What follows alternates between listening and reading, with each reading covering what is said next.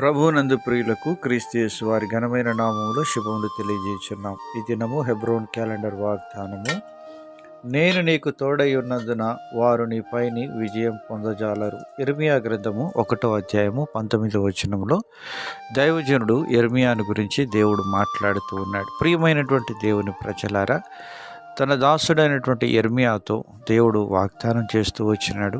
తల్లి గర్భములో నేను నిన్ను రూపింపక మునిపే నేను ఎరిగి ఉన్నాను, ఏర్పరచుకొని ఉన్నాను అని దేవుడు తన యొక్క ప్రవక్తగా ఇర్మియాను అభిషేకిస్తూ వచ్చిన విధానాన్ని మొదటి అధ్యాయంలో మనం చూడగలం. ప్రియమైనటువంటి దేవుని ప్రజలారా, దేవుడు తన ప్రజలైనటువంటి ఇశ్రాయేలీలతో మాట్లాడిన నిమిత్తమై తన ప్రవక్తల ద్వారా తన దాసుల ద్వారా మాట్లాడుతూ వచ్చిన విధానాన్ని చూస్తూ ఉంటున్నాం. దేవుడి యొక్క దాసునిపై ఇజ్రాయేలు జనాంగము, యూదా ప్రజలు ఎంతో తిరుగుబాటు చేసి తనను నష్టపరచాలని చూసినప్పటికీ దేవుడు తనకు వాగ్దానం ఇస్తున్నాడు, నేను నీకు తోడయుండి. కనుక దేవుడు తన దాసునికి తోడయుండి సంరక్షించేవాడుగా ఉంటున్నాడు. వారు నీపైన విజయం పొందజాలరు. ఈరోజు ఈ మాటలు వింటున్న ప్రియమైన స్నేహితుడా, సహోదరి, దేవుడు మనకు తోడుగా ఉన్నాడు అనేటువంటి ఆ యొక్క విషయం ఎంతో ప్రాముఖ్యమైనటువంటిది, ఎంతో బలాన్ని చేకూర్చేదిగా అనుకుంటుంది.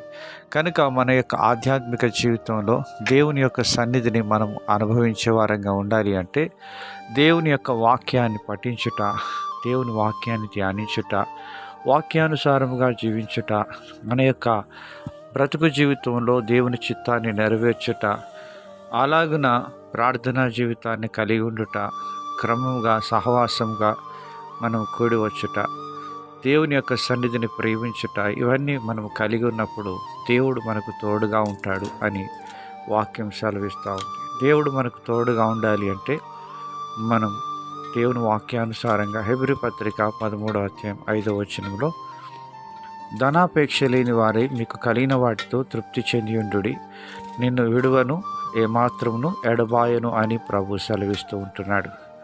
ప్రియమైనటువంటి దేవుని ప్రజలారా, ధనాపేక్ష సమస్తమైన కీడులకు మూలమని బైబిల్ సెలవిస్తూ ఉంది. కొంతమంది దాన్ని ఆశించి విశ్వాసముల నుంచి తొలగిపోయినారని తిమోతికి రాస్తూ పౌలు గారు మాట్లాడుతూ ఉన్నారు. కనుక ధనాపేక్ష విశ్వాసికి సరైనటువంటిది కాదు. కనుక మన యొక్క ఆధ్యాత్మిక జీవితంలో ధనంపై మనసు నిలపకుండా యేసువైపే దృష్టి నిలిపి విశ్వాసమును కర్త దాన్ని కొనసాగించేవాడైన యేసువైపు చూస్తూ ముందుకు సాగుటకు ప్రభు సహాయం చేయనుగాక.